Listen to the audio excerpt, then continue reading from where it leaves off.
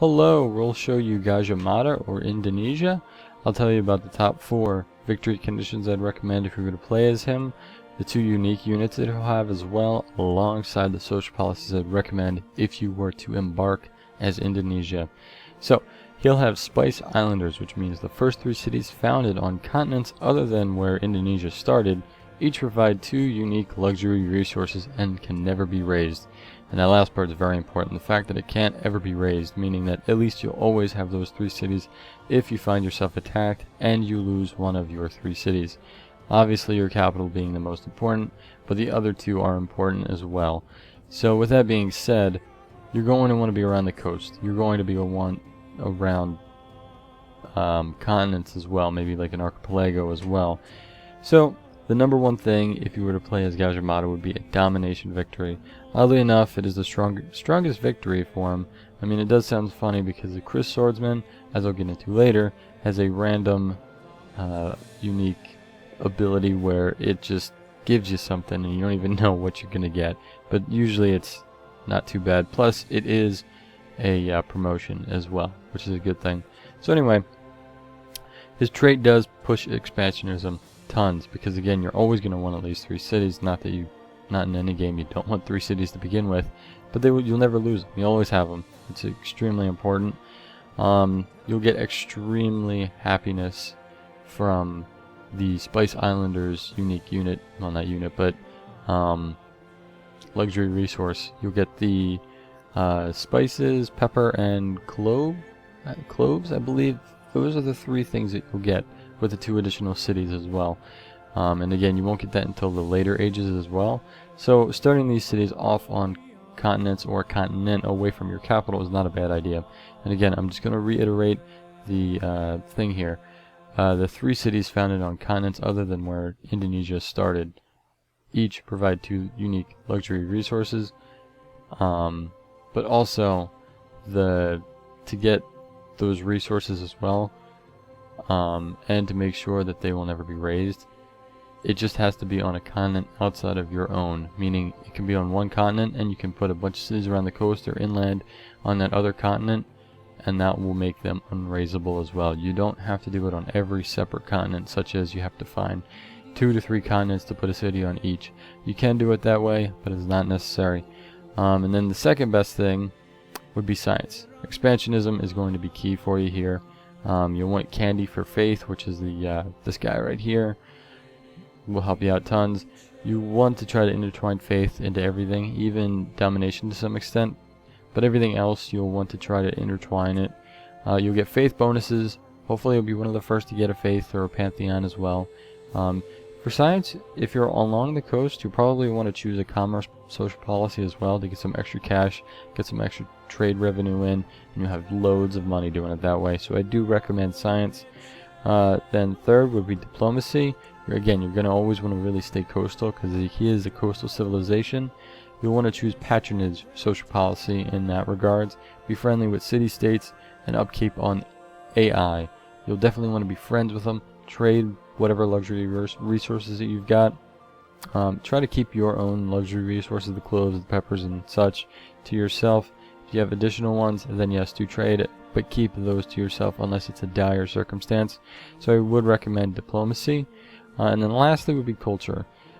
Faith, you'll want to intertwine that with this again. Try to get pantheons towards a cultural type victory. If you're near desert, if you're near jungle, pick the policies that give you extra culture and faith or whichever around those certain tiles. You want to build cities on the rivers and alongside the coast, so a coastal river city would be key, but if you can't get it, just find a river and build one there. And then also with anything culture, you're going to want aesthetics and tradition.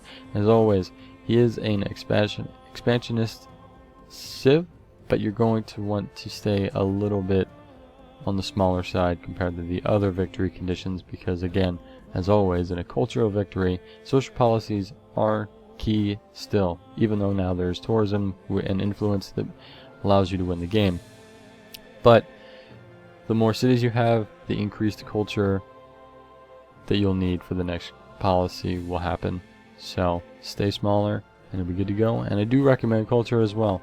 So really, Indonesia is an all-around good civilization to play. There really isn't a bad path to choose, but he is very situational, because if you're playing on a continent, well, not so much a continent, but a like Pangaea or an all land map, you are in trouble. You should not play this civilization in a situation such as that.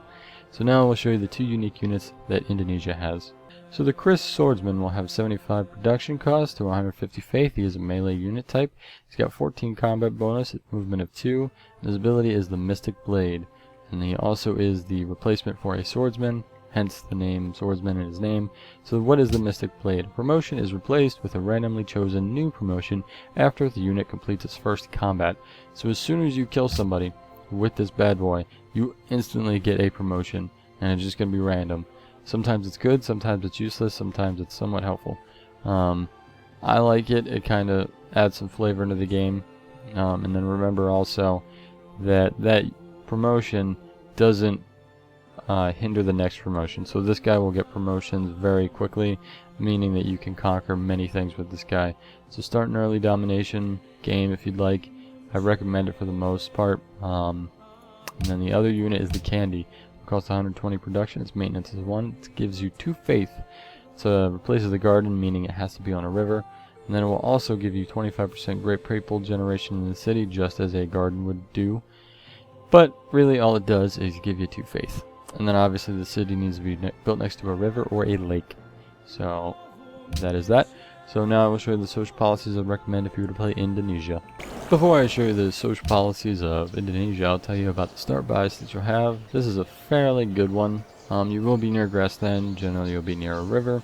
Normally you'll expect more or less coastal areas as well. I don't see any. Haven't explored enough to really know if I do have coastal areas. I am playing on a continents-based map. The odd part is that there is tundra right here where the deer is. So it's kind of weird. That generally won't happen, but again, strange things happens in Civ 5, so it is to be expected. So the social policies I'd recommend would be, number 1 is going to be liberty. You're going to want to expand quickly unless you're playing a cultural victory. You'll get extra production in your city, plus 5% production when you're constructing buildings. You get an extra settler in your capital. You can build settlers quicker. And then you can get a free worker. The worker works faster for you. You'll get a golden age, and then the cost of future policies is 33% less than normal. And then you'll get happiness for each city that is connected to your capital.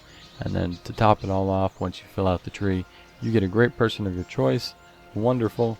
And then if you do choose to go towards a diplomatic route, you're going to want to choose Patronage. And then Patronage will give you gold gifts to city-states, gives you extra influence. Resting point will be 20 out of 30, so this way you only need 10 points to become their friend or ally. Well, allies are a little bit less as well. And then Scholasticism will give you city-states, which are allies, give you some of their science that they produce for themselves. The quantity of resources gifted by city-states is 100% more, so you get double the happiness for those that are gifting you their resources or luxuries. And then plus 1 gold for each trade route with city-states, which isn't really that good. That's probably the least one of them all, in my opinion. And then overall, they'll sometimes gift you a great person. So that's going to do it for Indonesia. And then the only other thing that I would recommend is if you do go for the cultural victory, remember to choose the tradition and the aesthetic trees. I won't go too much into those two because I really don't think culture is the strongest for Indonesia.